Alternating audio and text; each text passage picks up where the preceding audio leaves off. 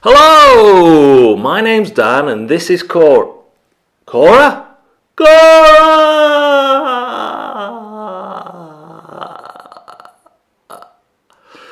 Hello, welcome to Board Deck and Dice. This is a Kickstarter preview for Forest of Fate. Forest of Fate is a storytelling game that is currently doing very well on Kickstarter. Let's take a look at Forest of Fate and how it works. Forest of Fate is a game for 1 to 5 players. There are 6 characters though, maybe it goes up to 6, but 1 to 5 players, and each player will choose a character and they're matching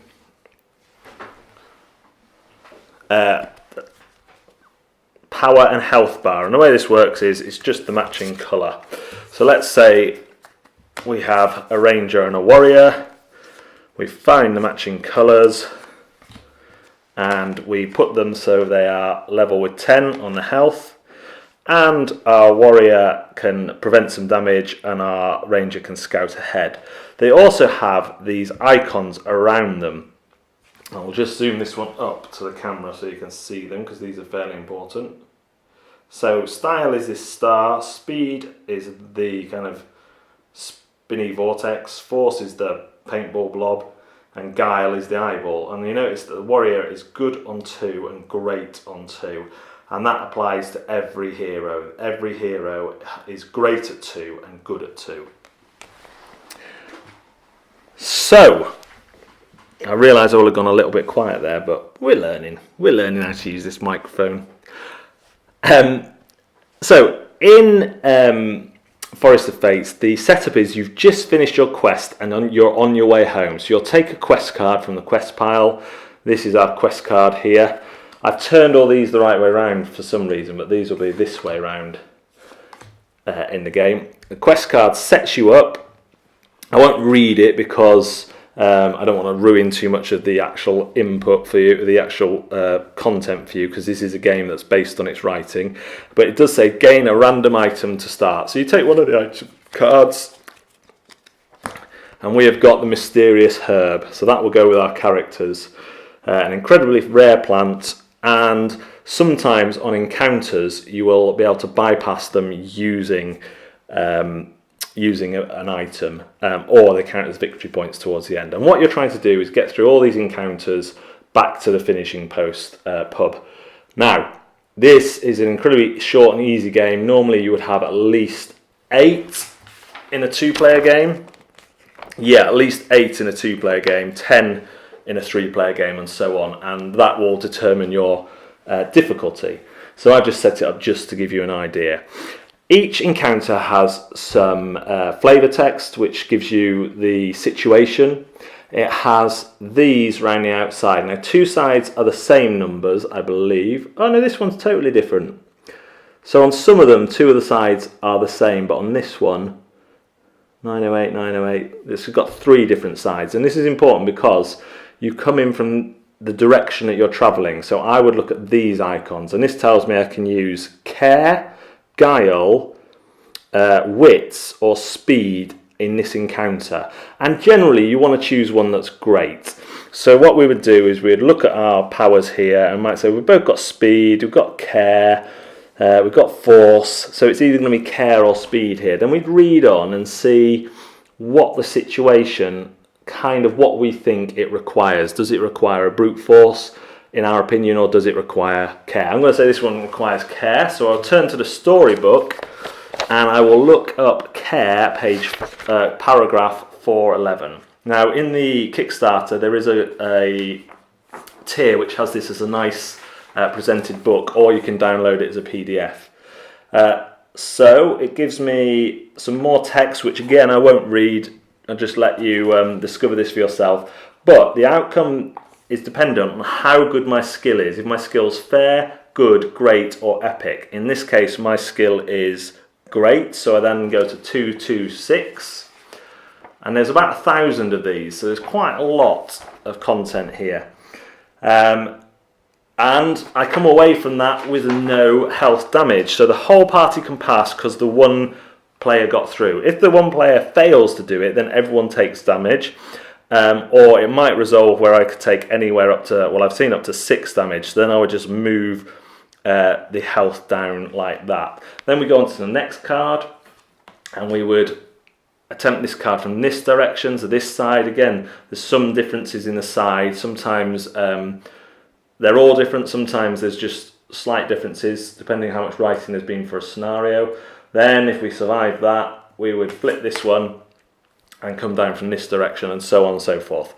If your character dies, there's a nice little system where they turn over and they become an enemy, a wraith. I'm not sure that's the word they use. They will take this deck of cards, and if there's more than one, they will share them between them, and they will try and guess which skill the heroes are going to use on that encounter. So they will look, and there's a fair chance they should get it right by that point of the game, because they know the style of their players, they know what they're great on. Usually you're going to try and choose a great skill. So they will select one, and if they're right, they then get to use their power, which can mess with the heroes even more. Once you get to the end, you get to finishing post, and there's a table there that tots up your score and gives you an ending depending on how well you've done, how well you've got through. Of course, the heroic powers on the bottom of the health will help you. There's one that lets you rewind an encounter as though it was just a dream. This barbarian can block damage and let the person who takes damage take half the damage. And items and artifacts can be used for modifications if they allow that on them. But that's essentially the game of Forest of Fate. It's quite simple and really based on the storytelling. So let's see what I think. Forest of Fate is a unique game for me. It's not the type of game I would normally play, and I want to come out and say that straight away, because you need to understand I had a lot of fun with this despite it not being a type of game that I would normally play. It is kind of the next level up from a choose your own adventure book. You choose the skills that are most relevant to the situation, and then you hope that those are going to work out. Now, I will say even great skills don't work out a lot, and sometimes I find it hard to work out which skill is going to be better than any other in any situation. So played last night with 2 friends, and we kind of tried to figure out what we would do in real life, what would be the best skill to use if there was a situation where we had to make a leap of faith, for example. Should we use speed? Should we use care?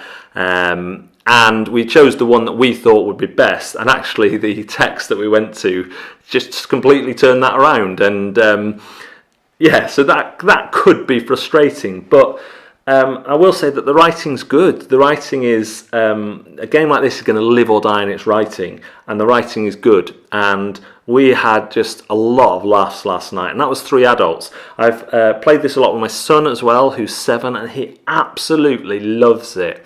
He loves the story elements. He loves being able to have some input on those. He's never seen a choose your own adventure book, and he's not at the point where he would want to read one. So this is really a really great experience to have with him, to go through this and feel like we've been on an adventure, and obviously it'd be much longer. In the easier games, you don't see as much choice and as much changing or having to use different skills. You simply look for the one that's the best that you've got if you have a choice. I haven't felt often that I would choose a good skill over a great skill. So if I've got a great skill, I'm kind of choosing between those two. So that is something to bear in mind. There are some items and artifacts that let you change it up to epic. So you've got that, but generally that costs you victory points at the end. I like the system of having a traitor come into the mix. Last night it was quite funny because one player had the barbarian, and we got right to the last card, and our friend died and became this wraith, and we just let that happen. We went on, had our victor's drinks, celebrated the victory with the 2 of us and him dying. And later on I realised that the barbarian could have prevented him dying. He could have taken 2 hits to half the damage, which would have meant we finished as a trio instead of a duo, and that kind of added to the comedy. And there is, the writing does present situations which you will joke about with your friends and laugh about. So I think this could be really good for people who want to introduce their kids into adventuring, into choose your own, into story-driven games, perhaps into that RPG world. Obviously, there's not much character progression per se, and I'm not an RPG in any way, shape or form, but I've enjoyed playing this with all age groups, and it's been fun to have, and it's quick enough that you can just knock an adventure through and have a laugh about what happens. There's a big stack of encounter cards. I've only encountered a couple of times of repetition, but then you're generally coming at the card from the different directions, so your options and what happens are different. So I haven't really got familiar with the 1,000 odd paragraphs that are in the storybook. So that's a really nice system, that the cards aren't just the same every time. There's variety depending on which way you come at them. Obviously some cards have less variety than others. We noticed last night that some of them, the 2 sides were the same, so there was only, but there was 8 options on that instead of the 16, I guess, that there could be. But that's fair enough. How this has been put together is a mystery to me. It must involve some complex tables and diagrams to make sure it all links properly. So yeah, a lot of fun to have had at this. It's a good price on Kickstarter now. Recommended for groups who want that light storytelling and a lot of laughing at the results of the stories. And I guess that's what I'd say. If you're looking to get through and win and get to the pub and not be frustrated, then it might not be for you. If you're looking to have a fun time reading out paragraphs to your friends, adding your own spice in, then you're going to have a laugh. And again, it takes 15 to 30 minutes to play. Again, if you've got children, I think it's really good for children as a new way of approaching stories and reading and all that sort of thing, as well as just getting them into a game system. So that is Forest of Fate. It's on Kickstarter right now. There will be a link below. Go check it out. It's already funded, so you're guaranteed to get this game if you like what you've seen. Thanks very much for watching, and we'll see you next time on Board Deck and Dice. Sorry, a bird just flew into the window or something.